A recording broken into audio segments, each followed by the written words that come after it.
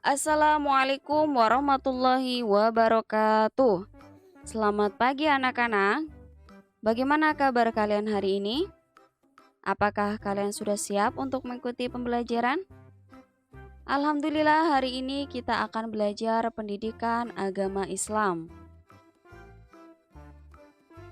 Sebelum belajar, marilah kita berdoa terlebih dahulu supaya pembelajaran hari ini dapat memberikan manfaat untuk kita semua.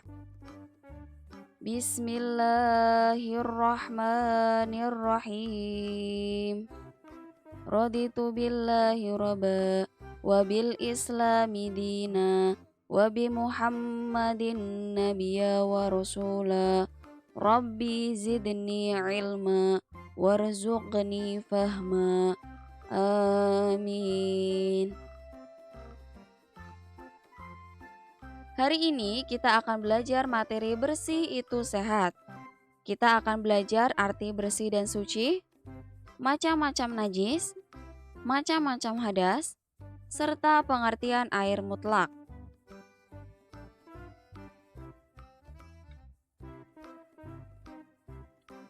Islam mengajarkan kita untuk berperilaku bersih dan suci. Menjaga kebersihan termasuk bagian dari keimanan.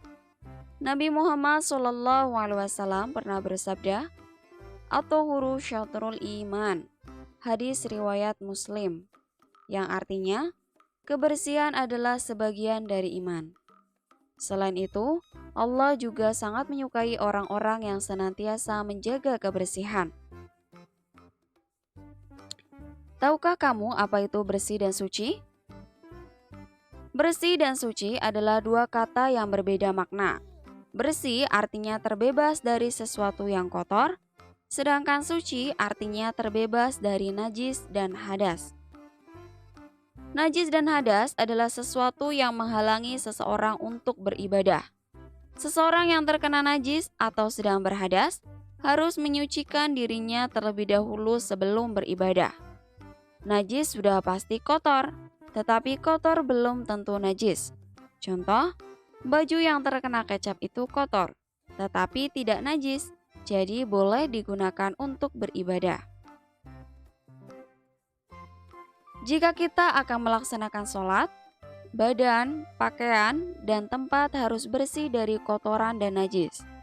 Di luar sholat pun, badan, pakaian, serta tempat harus dijaga kebersihan dan kesuciannya.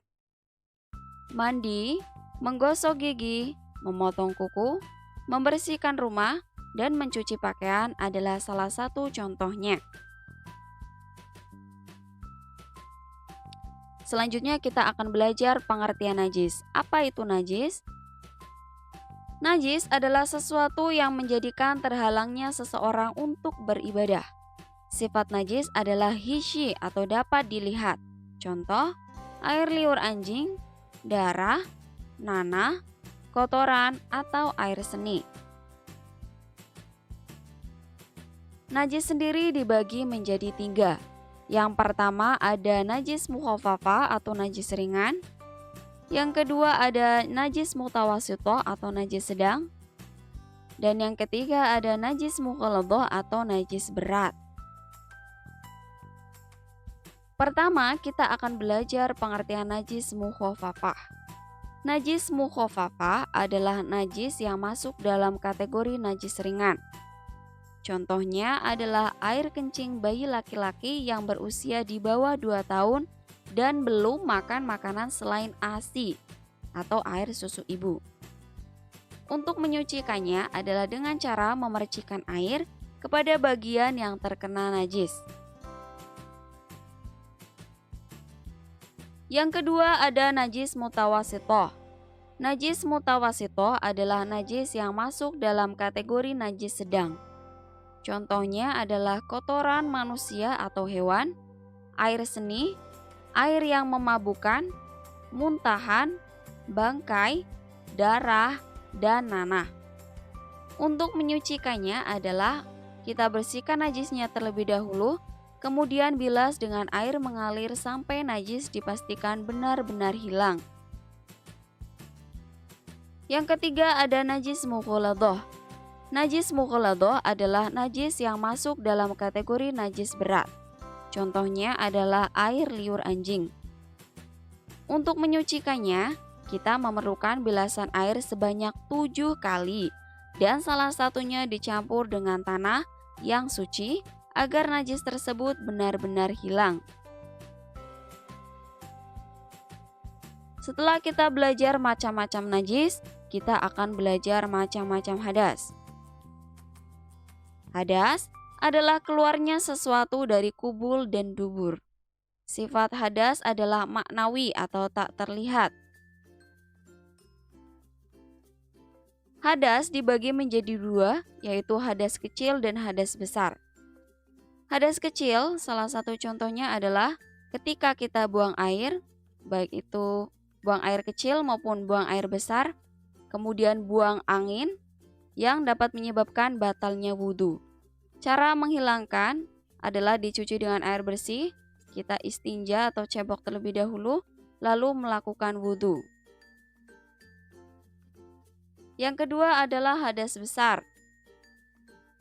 Hadas besar contohnya adalah mimpi basah bagi laki-laki dan haid bagi perempuan. Cara menghilangkan hadas besar adalah dengan cara mandi atau tayamum jika tidak ada air. Apabila kita terkena najis atau kita berhadas, maka kita harus membersihkannya dengan air yang mutlak. Air mutlak adalah air suci dan menyucikan. Air ini bisa digunakan untuk bersuci, baik untuk mandi, istinja, ataupun wudhu. Contoh air mutlak adalah air sungai, air hujan, air sumur, air laut, air dari mata air salju, dan terakhir adalah air dari hujan es. Nah, itu dia pembelajaran untuk hari ini.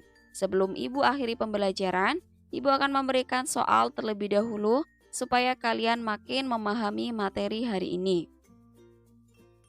Silakan diperhatikan terlebih dahulu soalnya.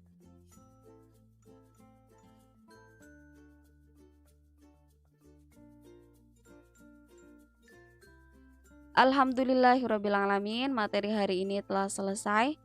Marilah kita berdoa membaca kafaratul majlis sebelum mengakhiri pembelajaran. Subhanakallahumma wa bihamdika asyhadu an la ilaha illa anta astaghfiruka wa atubu ilaih. Terima kasih. Wassalamualaikum warahmatullahi wabarakatuh.